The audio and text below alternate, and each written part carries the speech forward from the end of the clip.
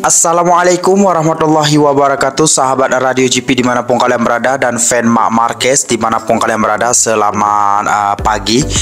Sebelumnya kita berselawat dulu seperti biasa. Allahumma salli ala Sayyidina Muhammad, Allahumma salli ala Sayyidina Muhammad, Allahumma salli ala Sayyidina Muhammad sallallahu alaihi wasallam. Welcome back to my channel Radio GP, teman-teman ya.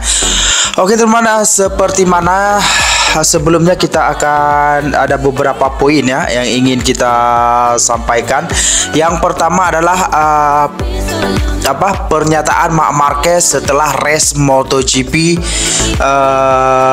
Catalunya ya yang kemarin ya, dan beberapa tanggapan Marc Marquez mengenai insiden Francesco Bagnaia high side. Wow, terlihat wah memang kasihan sekali. Harap-harap Francesco Bagnaia tidak terjadi apa-apa supaya bisa bermain lagi ya, dan pada fan-fan tetangga sebelah biar semangat lagi gitu teman-teman ya.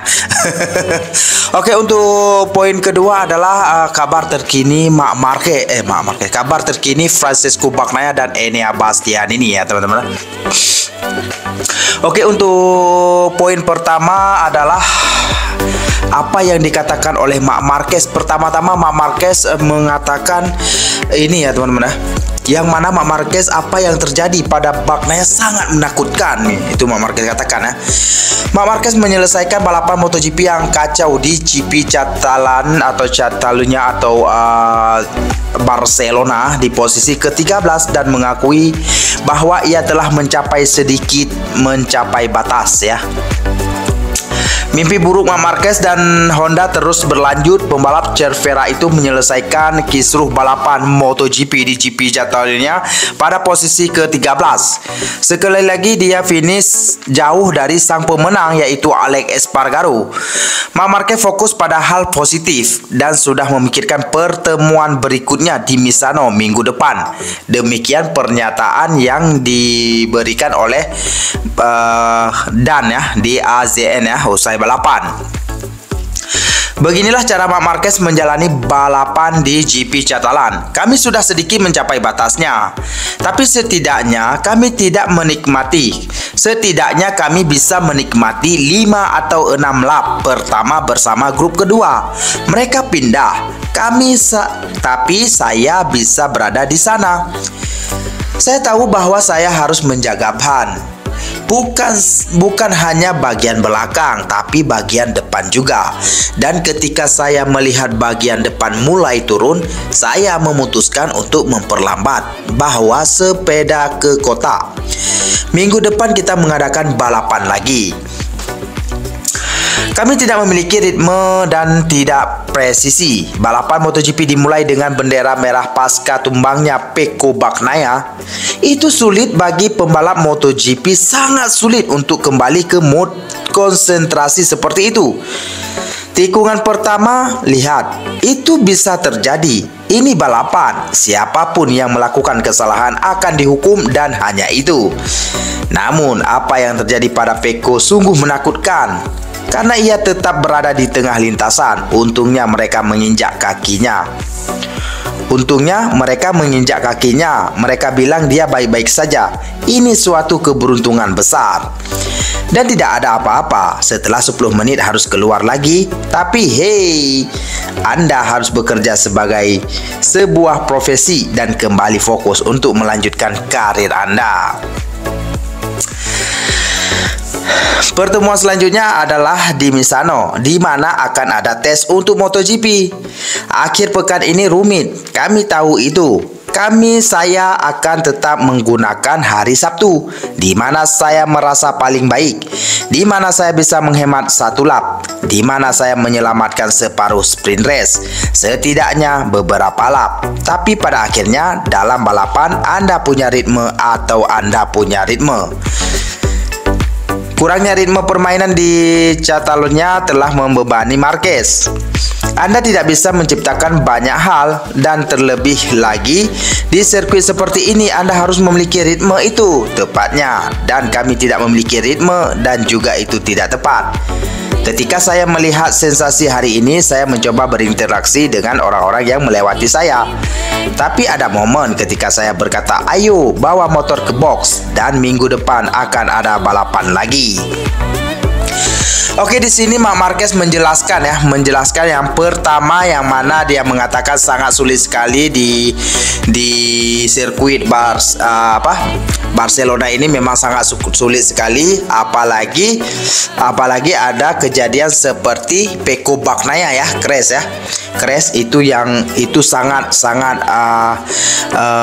menakutkan ya. Itu Marc Marquez sendiri. Marc Marquez melihat orang high side seperti itu aja dia tahu mengatakan mengerikan. Tapi dia yang lebih banyak high side Marc Marquez sendiri yang banyak high side, dia tak sadar yang dia itu, yang orang lain lihat dia itu sangat mengerikan, lebih mengerikan lagi. Marc Marquez ini kalau kita bilang nggak sadar diri dia ya. Lucu juga dia nih, Mak. Sampai dia mengatakan, wow, apa yang terjadi kepada si Pecco Bagnaia itu sesuatu yang sangat mengerikan. Padahal selama ini dia lebih banyak hexite, apalagi yang di saat di Mandalika dulu, teman-teman ya. Itu memang sama seperti kejadian si Pecco Bagnaia ini ya, terhempas seperti itu, melambung, pam, teman-teman. Parah. Dan di sini Marc Marquez mengatakan walaupun begini dia finish di posisi ke-13. Marc Marquez sangat beruntung juga karena bisa mengumpulkan beberapa data dan dia tetap menikmati race tersebut ya. Dan apalagi ya minggu depan di Misano ya, Mimin udah pernah katakan ada tes di Misano ya. Marc Marquez pernah mengatakan dia akan melihat di tes Misano ini kalau motornya kompetitif untuk 2024 dia akan bertahan, tapi kalau tidak Marc Marquez akan wassalamualaikum, teman-teman ya. Apakah ini akan terjadi, apakah ini benar atau tidak, kita lihat, sebab Ducati masih menunggu ya. Apakah dia menunggu Marc Marquez atau tidak? Tapi banyak rumor yang mengatakan Marc Marquez akan masuk atau berduet dengan adiknya sendiri yaitu Alex Marquez di Gresini Racing ya. Kalau di Pramac kita belum tahu lagi apakah ke Pramac atau ke Gresini Racing. Itu antara dua ya. Kalau Marc Marquez nanti ya. Pokoknya apapun cerita kita akan lihat di saat tes nanti di Misano ya. Setelah race Misano minggu ini kita lihat apakah Marc Marquez akan menetap atau tidak, teman-teman ya.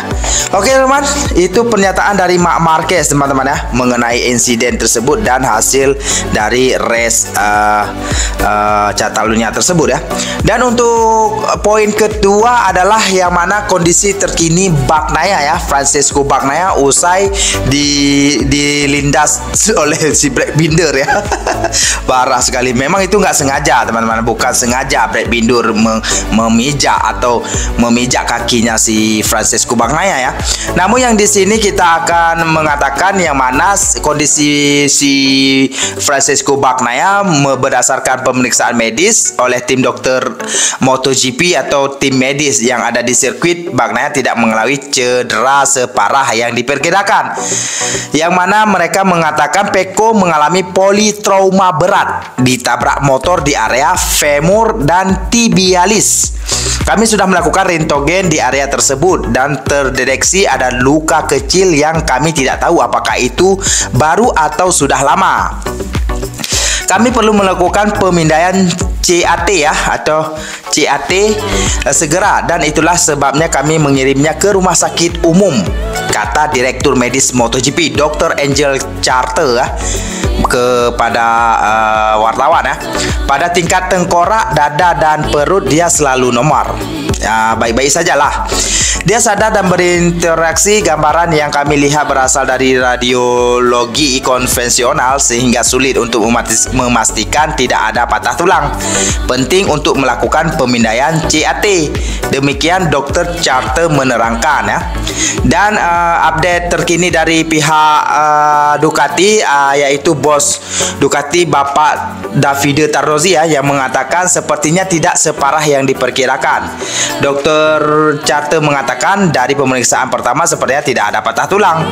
Sementara Bastian ini fraktur malleolus tibialis perlu dioperasi ya. Yang mana si Enia Bastian ini terdapat patah kaki dan patah tulang tulang tangan teman-teman ya. Dan akan dioperasi.